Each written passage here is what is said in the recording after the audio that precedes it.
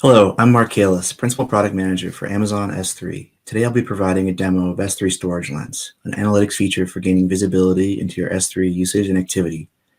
Storage Lens was launched in November 2020 and has since become one of our most popular new S3 features. One of the things customers tell us that they love about Storage Lens is that it helps them quickly and easily identify cost reduction opportunities in their storage. So I'm excited to give this presentation in order to pass on a few of these techniques to you today. For today's agenda, I'll begin with a brief overview of Storage Lens, followed by a detailed walkthrough on two categories of use cases. The first group of use cases pertains to options when you're configuring your Storage Lens dashboards, and the second group of use cases relates to ways to analyze Storage Lens metrics to perform cost optimization. And then at the end, we'll save a few minutes for some Q&A. Storage Lens was launched in November 2020 to address two main customer pain points. First is the need for greater visibility into your storage across hundreds of accounts, thousands of buckets. And second is the need for better guidance on how to optimize your storage through the application of S3 best practices for cost efficiency or data protection. So let's summarize what Storage Lens provides in a nutshell. First, it provides a large quantity of useful metrics, currently 29 in total, to surface insights into usage and activity trends for your storage. Next, these metrics are aggregated across 6 dimensions, from organization at the top level down to prefix at the most granular level. Metrics are presented in the S3 console in a highly visual, interactive dashboard so that you can view trends, perform filtering, and drill downs to analyze your storage. The metrics are refreshed on a daily basis, so each day you'll see a snapshot of your storage through roughly midnight the previous day. Contextual recommendations will appear in some cases alongside your metrics to provide pointers on how you can optimize your storage as indicated by the metrics. And lastly, Storage Lens is available for free and automatically enabled to all accounts, and you have the option to upgrade to an advanced version for additional capabilities. So with Storage Lens, you have a two-tiered pricing model. There's a free version and a paid version. This visual shows a handy comparison of the capabilities between the two versions. All customers have access to Storage Lens free metrics, and it's automatically generated for you in your account in a dashboard with 14 days of data. Now, this free version is very valuable, but there are also a number of really useful capabilities that come with the advanced version. This includes having access to roughly twice the number of metrics, about 30 times longer data retention, and you have access to granular visibility into your prefix level insights. As far as the cost, the rate card price for advanced is 20 cents per million objects monthly. And if you're concerned about this potential cost for enabling Storage Lens Advanced, we have a couple suggestions. First, check out the free tier dashboard where you can get an accurate and up-to-date count of your objects. Then you just simply do the math, divide that by 1 million, and multiply by 20 cents. And that's going to be a good estimate of your monthly charge for Storage Lens. And then second, if you're concerned about that price point, we suggest that you turn on Lens for a separate dashboard that's scoped down to just 1 or 2 buckets, ideally larger buckets that have some opportunity for optimization. This way you can test out the value of the advanced Storage Lens capabilities, and hopefully you'll find that the ROI in using it justifies enabling it for more, if not all, of your buckets. So now we'll move into the demo portion of this presentation. And first I'll be focusing on the ways to configure your Storage Lens dashboards. There are several different options to take advantage of when configuring a new or existing dashboard, but here we'll focus in on 3 key options, which are creating an org level dashboard, enabling your advanced metrics option, and then configuring a metrics export. So if you're using AWS organizations today to organize and manage your account centrally, you should consider using Storage Lens to create an organization-wide dashboard. This is especially helpful if you have hundreds or even thousands of accounts because it provides a useful new vantage point to see all of your storage centrally in a single view.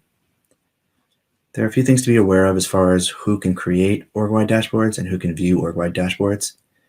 The option to create an org-wide dashboard is available to you if you're part of the management account for your AWS organization, or if you've been given a delegated administrator access by a management account holder. So either of those two qualify you to create org-wide dashboards.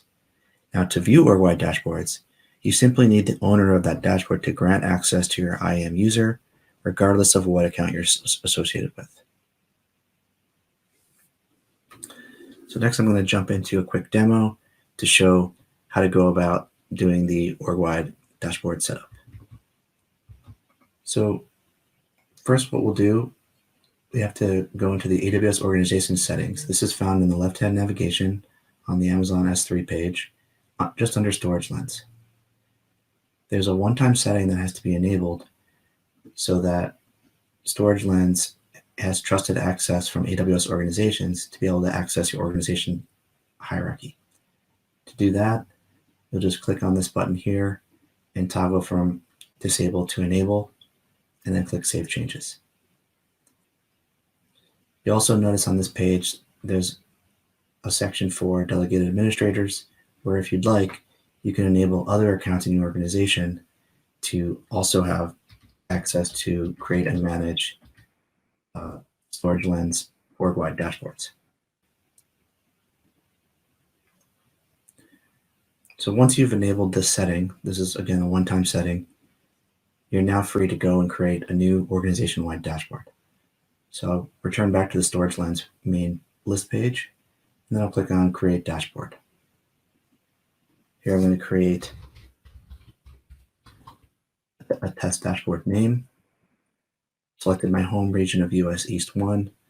This is simply the region where my metadata will be stored across all regions for this dashboard.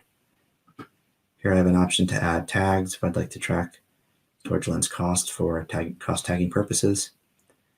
And then here in this dashboard scope section is where I'm going to go ahead and make my organization-wide dashboard selection. So what's happening here is you'll notice I have an organization ID exposed here. That's because I've already enabled trusted access for orgs for Storage Lens. And so now I just have the option, I just toggle this up to include all accounts in your organization. So that means the scope of this Lens dashboard will cover every single account that has active buckets in my entire org. And then if I'd like, I can further filter that down to only include certain regions, or I could exclude certain regions. But if I just leave it as it is here, I'm going to pick up all storage for my entire organization, so I have a true organization-wide dashboard. So next on the list, we'll be discussing the advanced metrics configuration. So as mentioned in the earlier Storage Lens overview, the advanced metrics option is available for an additional fee, but it comes with a whole bunch of really nice capabilities. For example, with activity metrics, you can get about 15 additional metrics, including request counts, upload and download bytes, error counts, etc. And this can be really helpful information for things like identifying cold workloads or finding buckets that might need their lifecycle policies updated. Prefix level insights is the second really big draw for the advanced version. Prefixes are the folder structures within your buckets, and by analyzing your usage within prefixes, you can do things like performing cost allocations for usage within your buckets, or you can identify prefix level lifecycle optimizations. So next I'm going to demo how to go about enabling advanced metrics on the Storage Lens dashboard. So now I'm returning back to my test dashboard, and the next thing that I'm going to be configuring is the selection for advanced metrics. So the way to do that is you go to the metric selection section here, and it defaults to the free metrics. And I'll change this radio button to the advanced metrics and recommendations. And when I do that, I've exposed two new options, activity metrics, as well as prefix aggregation. Activity metrics is checked by default, and then I'm going to go ahead and check for prefix aggregation as well. When I do that, now I get to configure some of my options for how my prefix reporting will work. The first one is the prefix threshold percentage. This defaults to 3%, but you can lower it to as far as 1%. And what this threshold means is that Storage Lens is going to only report on your larger prefixes, any prefix that is at least 1% of the bytes in the bucket. That way we're effectively filtering out any of the really small, inconsequential prefixes in your storage. And that just makes it easier to display and report on and analyze in Lens. And then the next setting we're gonna be configuring here is the prefix depth. This defaults to 5, but this is really up to you. It's how many folders deep do you want to be reporting and summarizing your usage in Storage Lens. For some customers, they just want the top level, so they'll put in a 1. Sometimes you want 2 or 3. It's really up to you on what you find value in the depth, in the folder depth of your prefixes. And then finally, you have to select a delimiter character. For most, the default is going to be the backslash, but there's also an option to set a custom delimiter depending on how you've configured your prefix structure. Moving on to the metrics export configuration. So Storage Lens provides an easy to use dashboard for accessing all of your metrics where you can drill down and filter, etc. But there are many cases where you might not actually want to use the Storage Lens dashboard and just need access to the underlying data. That's where the metrics export option comes in. So a few reasons why you might prefer to use the metrics export are things like wanting to customize your own dashboard, wanting to merge your Lens data with some other data source. Perhaps you'd like to run some kind of advanced processing on the data, your own data mining or machine learning.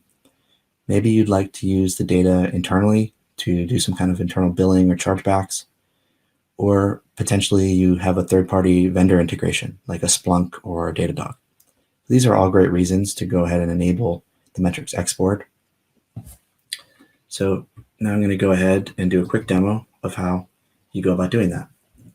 So now I'm back to my dashboard configuration page, and I'm all the way scrolled down to the very bottom option on the page, which says metrics export. So this defaults to disabled. So you typically don't have a metrics export unless you go in and enable it. And once I click enable, I get to choose between 2 different output formats, either CSV, comma separated values, or Apache Parquet. So depending on your preference, I'm going to go ahead and select Apache Parquet in this case. And then finally, you're going to select a destination bucket where this exported file will be sent every day. And this is a bucket, an S3 bucket that can be in your account, or it could even be a different account if you prefer. So I'm going to go ahead and browse, and I'm going to pick one of my folders here. And then it's also going to show me the bucket permissions that get auto-generated so that Lens has the ability to write to this bucket. And then lastly, I have the option to add server-side encryption if I'd like. And so I'm going to go ahead and select the option for the S3 key, SSE-S3. And then that's all you have to do. You'll begin receiving your daily metrics export within roughly 24 to 48 hours from configuring this.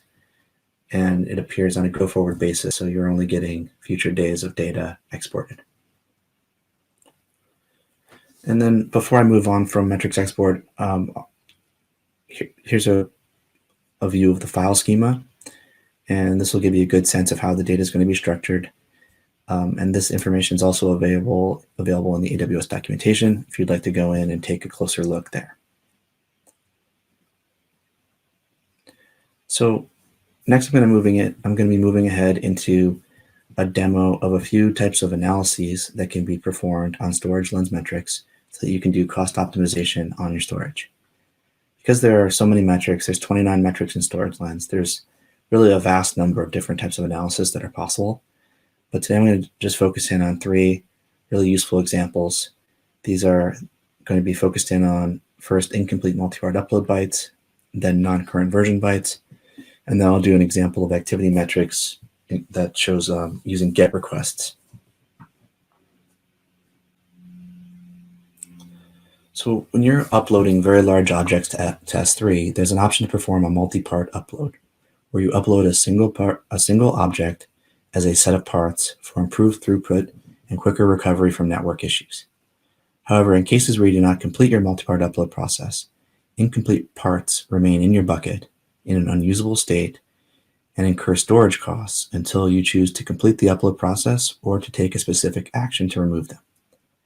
Using Storage Lens, you can quickly and easily quantify the amount of incomplete multi-part upload bytes for individual buckets, for the account level, or even for the entire organization. Generally speaking, these bytes represent a clear and immediate cost-saving opportunity, but the trick is to be able to identify if you have any of these first, and then you can go and find out which buckets are the source. Let me walk you through an example of how you can do that using Storage Lens. So here I am on my Storage Lens dashboard, And what I'm looking at today is the incomplete MPU bytes metric. So what I'll do is I'll go to the snapshot section of my page and I'll tab to the cost efficiency section. And this is going to be focusing on metrics that are related to how I can reduce cost on my storage. And so you'll notice that the fourth metric on the list is percent incomplete MPU bytes. And so in my case, this reads 0.14%, which sounds really small. You can see on the 30-day trend that I've basically had this level, somewhere in this level, consistently over the last 30 days. And that's a non-zero number. So we're going to recommend that we look into that a little bit more to see what's the source of these incomplete MPU bytes. So the next thing I'll do is I'm going to add this as a secondary metric on my trends and distributions chart. So I'll select incomplete MPU bytes here. And now I'm going to look at the trend and see exactly how much I have. And it is a relatively small amount relative to total storage. But you can see if you actually click on the values that I have about 97 gigabytes of incomplete MPUs. So that's a not insignificant amount of incomplete MPU bytes, and that's an opportunity for cost savings. Next, I'm going to look at the distribution by storage class and see where are those bytes showing up. I see them both in Standard and Glacier. And then I also have them distributed across several different regions. What I'd like to do next is drill into the bucket level. So I'll click the Buckets tab.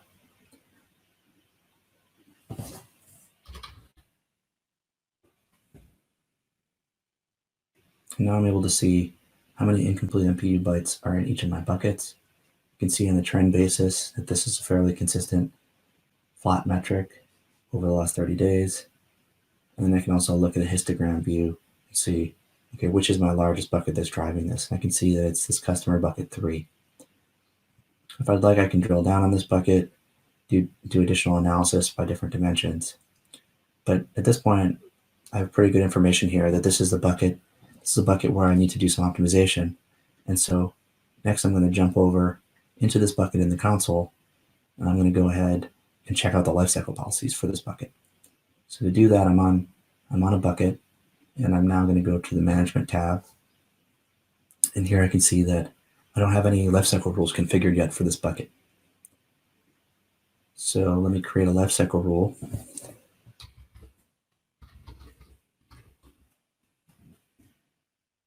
And I'm going to go right down to the section that pertains to incomplete multipart uploads. You'll see that's the fifth option. There's a fifth checkbox that includes incomplete multipart uploads. I want to delete or expire those. I'll delete those. So then that reveals a second box here that gives me the option to delete my incomplete multipart uploads. And then I just have to specify a certain number of days. So I'm going to pick something like 7 or 10. I'll do 7 here.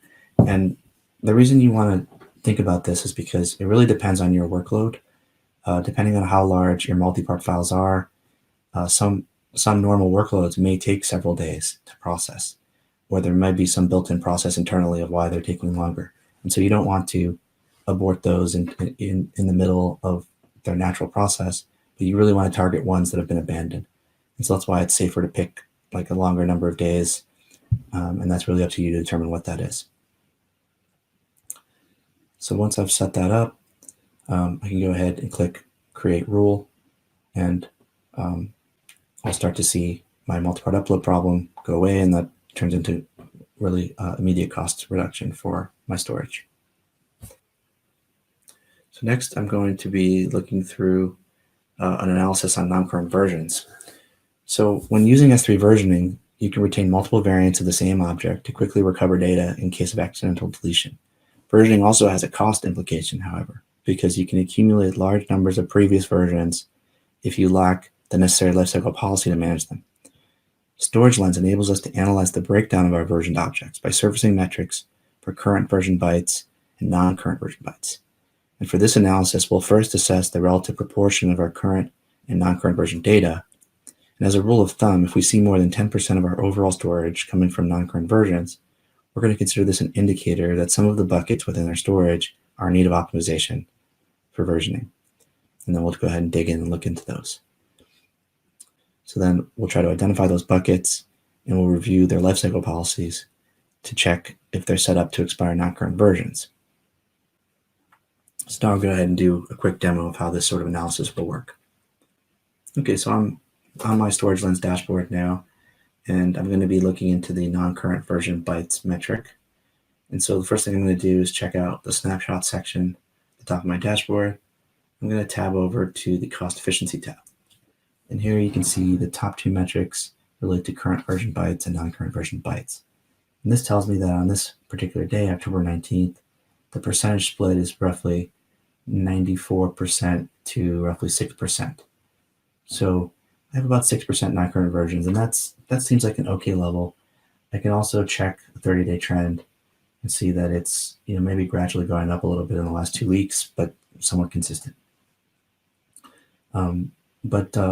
Just for the sake of demonstration, I'm going to go ahead and drill into this a little bit further and see which buckets are generating the most non-current versions and see if we can identify cost optimization opportunities as a result of that. So what I'll do next is I'll scroll down and I'm going to pick non-current versions as my secondary metric. And now I'm able to see a chart here of how many non-current version bytes I have and how that's trending over time. Looks pretty consistent from this chart here. I can click on my data point and see that I have about 3.9 terabytes for non-current versions out of 68 total terabytes of storage on the footprint. You can also look at it by storage class, by region. I can also check the top end section.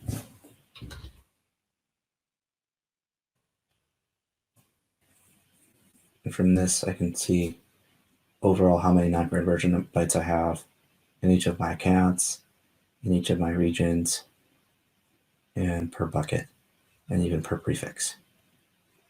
So this is good information that I could go take action on now and make sure that I have the correct lifecycle policies in place.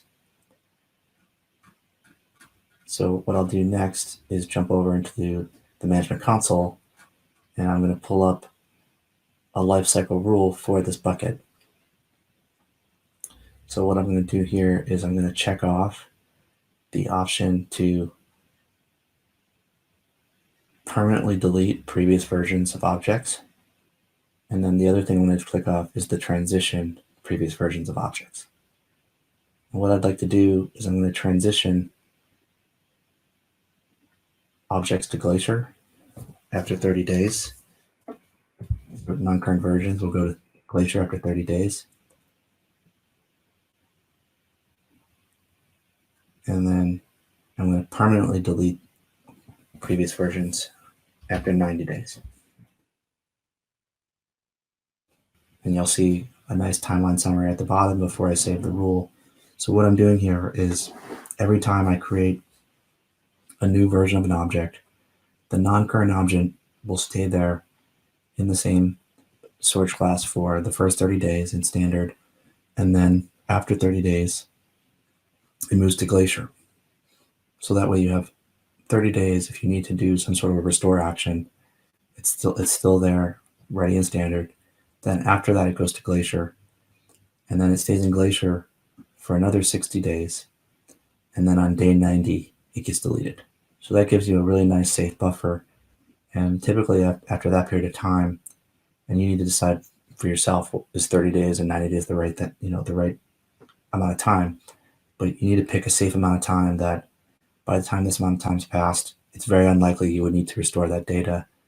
And so therefore it's safe to get rid of it. And that's going to be a good cost saving measure for you to prevent accumulating a whole bunch of different non-current versions that you'll never need to go revert back to for any reason anyway. So now for the final analysis of this demo, I'm going to be applying some analysis on the activity metrics, which we discussed earlier are included with the Storage Lens Advanced version. Once these activity metrics are enabled, you'll be able to see metrics like gets, puts, bytes uploaded, bytes downloaded, etc. These metrics are generated at the bucket level, and you'll be able to use the data to analyze daily access pattern trends. And that's useful for identifying different types of cost savings opportunities. For example, one of the common patterns we observe with Storage Lens is that customers are able to find abandoned workloads, which manifest themselves as buckets with declining or sometimes zero GET requests. So meaning they've gone completely cold. And then in some cases, there are jobs that are continually writing new data to these buckets, despite the fact that no applications or users are consuming the data. And so Storage Lens is really great at identifying these. Sometimes they're just abandoned and forgotten. So there's a cost savings opportunity to go identify those and then shut them down or take appropriate remediation actions.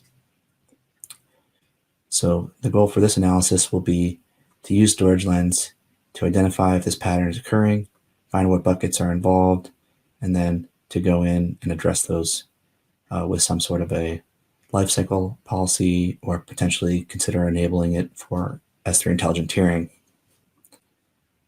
So now I'll go ahead and do the demo. So now I'm going to be doing an analysis on my activity metrics. I'm going to demonstrate how you can use your activity metrics to identify a cold bucket or a potentially abandoned workload. And then that's going to be able to be a way that I can do a cost optimization and take action to remediate those costs. So because I have my advanced tier of Storage Lens enabled, I have this fourth tab in the snapshot section. And in that tab, I can reveal that I have all these different activity metrics that are indicating requests and activity against my buckets. So you have GET requests and PUT requests. And I'm going to be focusing in on GET requests because I'm going to be looking for buckets that are potentially growing or significant size, but there's no application or no user consuming that information. And so it could be potentially an abandoned workload. So now I'm going to go in and I'm going to pull GET requests as my secondary metric.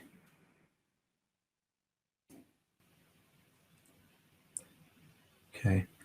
I'm going to look at a 30-day trend and see a comparison of my GET requests against my total storage. And you can see somewhat of an inconsistent pattern here, which is not unusual.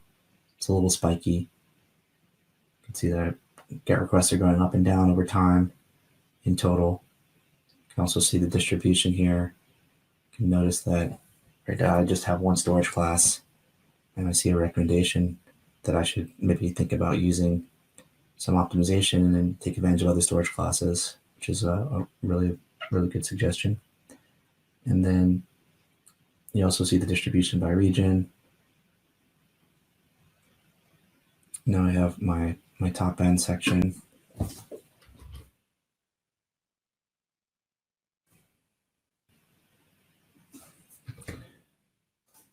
And I can look at the top 10 for some of these different sections, like how many buckets I have, top buckets, etc. So what I'd like to do is drill in. I want to understand for my standard storage class, I want to analyze this one by bucket, because I'm really looking to understand buckets that have a potential to be optimized and maybe are an abandoned or cold workload. So I'm going to look at my top 10 buckets. I actually might bump this up to 25. Look a little bit more broadly. I'm going to select my GET request metric here. And so you can see that there are two buckets that are really quite active in my storage footprint, and then the rest are on the smaller side and they're clustered at the bottom.